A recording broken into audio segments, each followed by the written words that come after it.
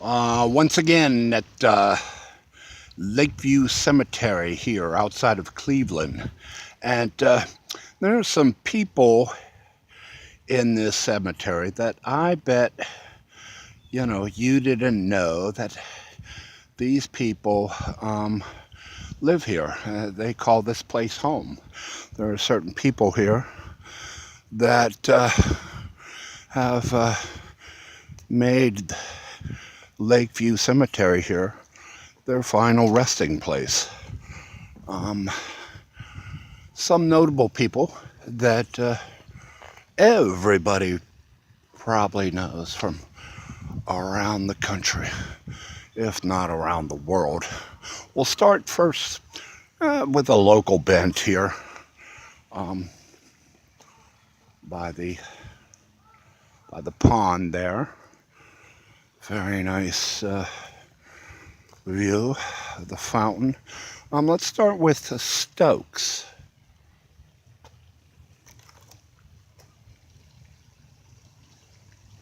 Now this is Carl B Stokes. Okay. He was here. They wrote ambassador, but actually at one time he was the mayor of Cleveland. He was the first black mayor of a major city. But he was once mayor of Cleveland. There's 22 mayors buried in this cemetery. 22 former mayors of Cleveland, I believe it is, buried in this cemetery. But Carl Stokes is one of the more famous ones here because his brother, Louis Stokes, was a senator from Ohio, and very popular senator. And it is he who has the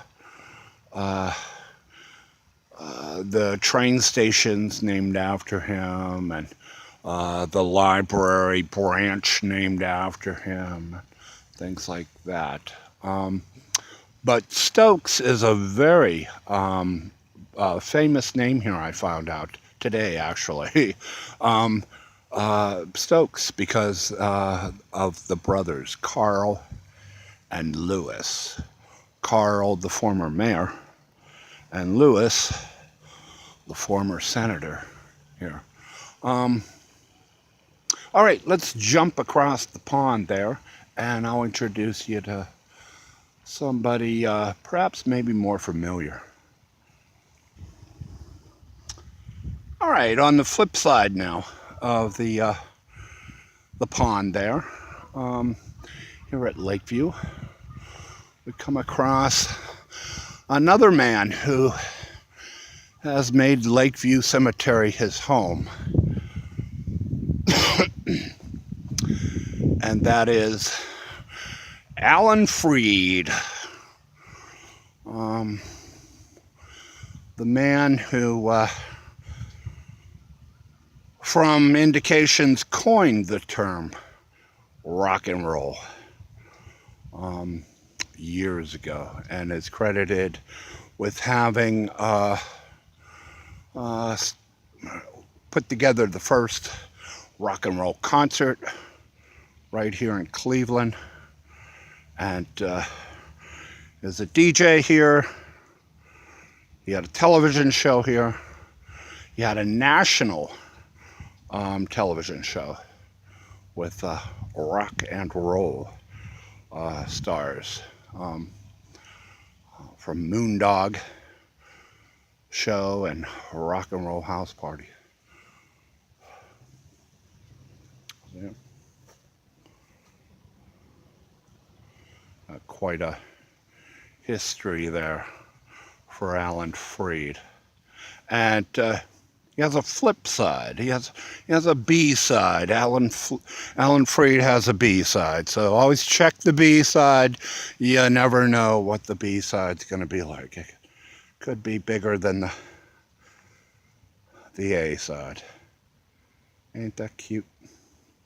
Pretty cool, huh? Freed was originally housed in the Rock and Roll Hall of Fame. He, of course, was one of the first inductees with the inaugural class of Elvis and Chuck Berry, etc. He was in that class. He was inducted, but he was also his remains were at the Rock and Roll Hall of Fame when it opened in '86. They put him in there. Sometime in the '90s, new directors, new owners.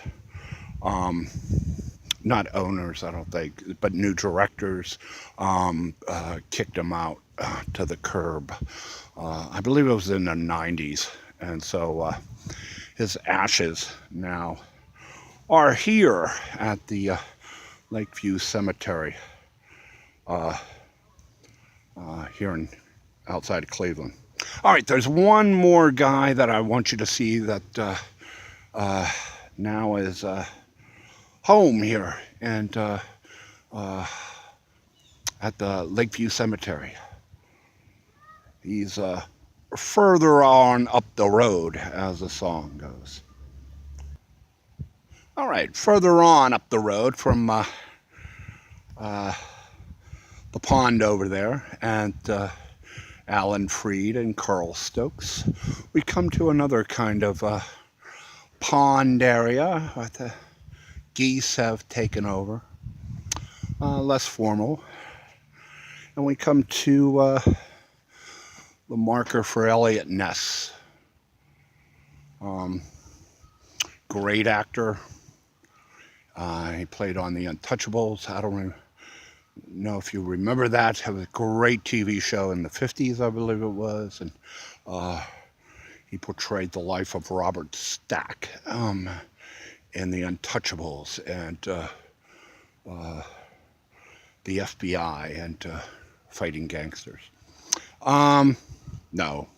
Seriously, Eliot Ness was the FBI man that was made famous in that show, The Untouchables, in the 50s, I believe it was. And Robert Stack, the actor, portrayed him. And,